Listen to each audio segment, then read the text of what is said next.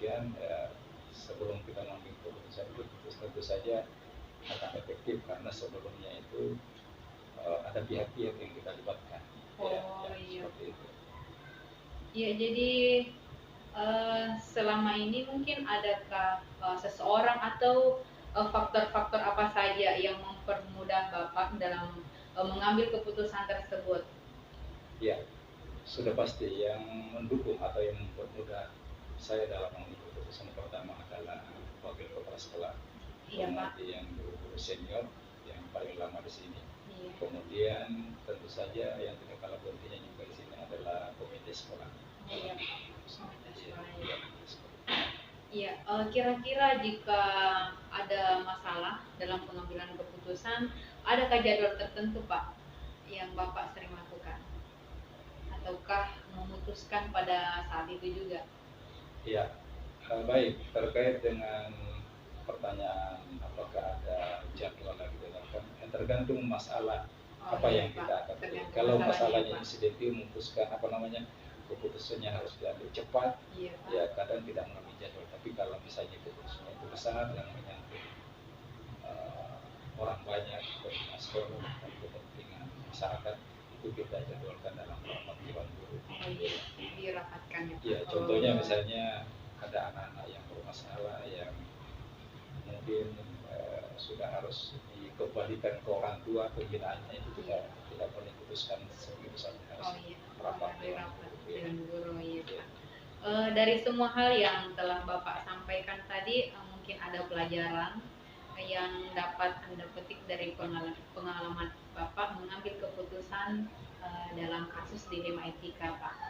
Iya, banyak sekali. Kadang dalam mengambil keputusan itu, ya kita harus betul-betul menimbang ya sisi negatifnya, kita di mudaratnya, manfaatnya.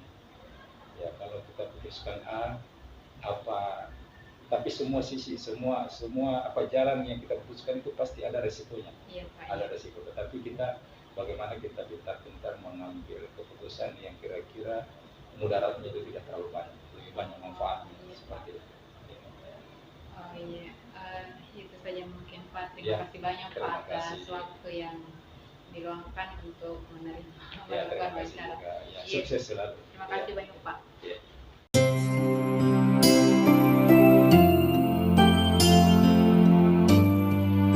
Apa kabar? Waalaikumsalam, alhamdulillah kabar baik.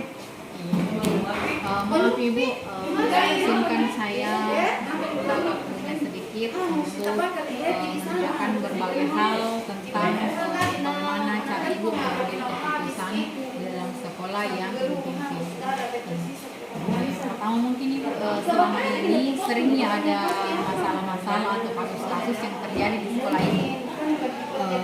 Ya namanya sekolah ya, pasti ada berbagai macam masalah-masalah, baik itu ke pendidik maupun ke siswa.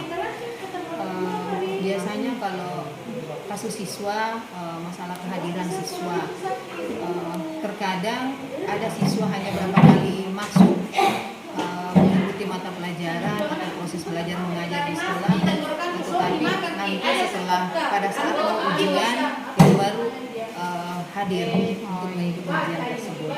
Jadi selama ini Bu, bagaimana Ibu mengidentifikasi kasus-kasus yang merupakan dilema etika ataukah bujukan moral ya?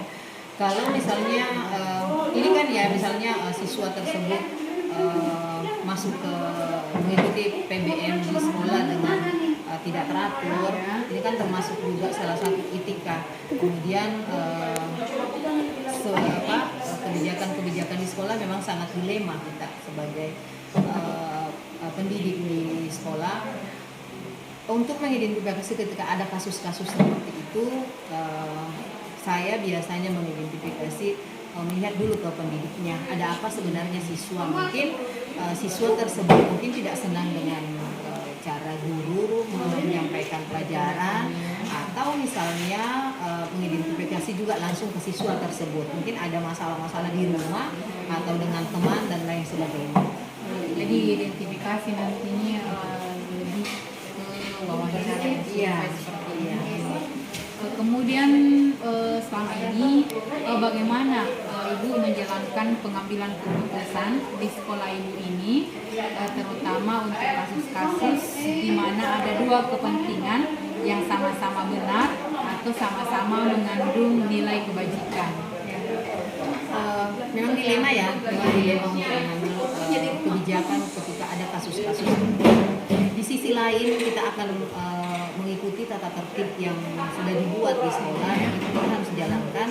Di sementara yang di sisi siswa tersebut, kita sebagai pendidik memang harus mencari jalan untuk menyelamatkan siswa tersebut supaya tidak dirugikan.